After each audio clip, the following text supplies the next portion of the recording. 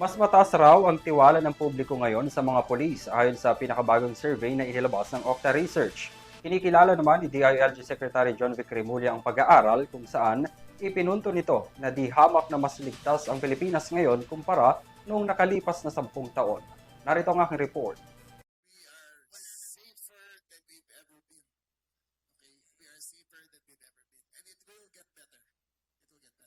Kumpara noong 2014, di hamak na mas ligtas na raw ang Pilipinas ngayon, partikular na sa mga kalye, ayon kay DILG Secretary John Vic Remulla.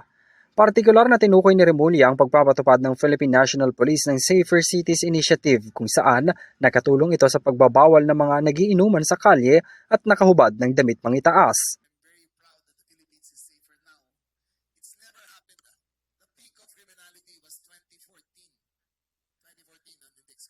Muli namang iginit ni Remulla na hindi lamang ningas kugon ang kanilang ginagawa dahil tuloy-tuloy ang trabaho ng mga pulis para tiyaking ligtas at tahimik ang mga komunidad. Kung susumahin raw, di hamak na mas safe ng 80% ngayon kumpara noong nakalipas na 10 taon.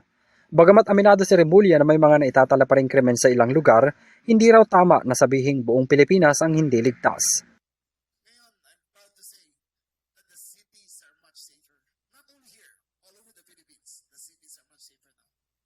Sa kabila nito, umangat ang tiwala ng publiko sa trust at satisfaction rate ng PNP ayon sa pinakabagong survey na inilabas ng Okta Research.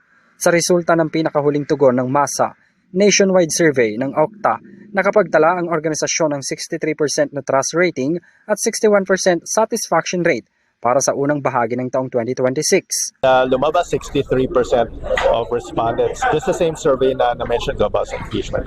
So March 19 to 25, 2026, 1,200 respondents, 61% said satisfied sila sa performance ng PNP.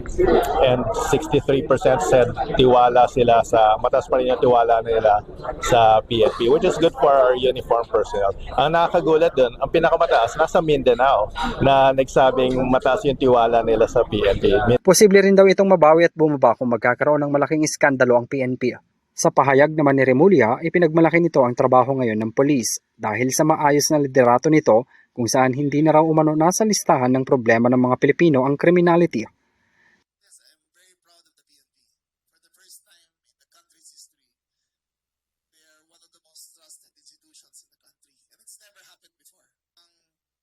Criminality is no longer in the top 5 concerns of every Filipino. It's not in the top 10.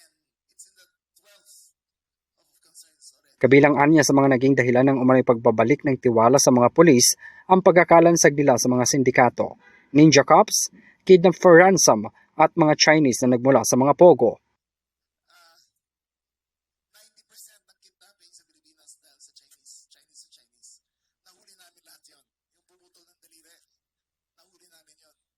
Yung parang anin na sindikato, nahuli namin. Yung nahuli namin yung nag-kidnap ng Indian Filipino, nahuli na rin namin yun. Sa huli, binigyang diin ni Remulla na hindi imposible na linisin ang isang organisasyon kung gugustuhin at seseryosohin para lang maibalik ang tiwala at integridad ng PNP sa publiko. Para sa EuroTV News, ako si Henry Villa.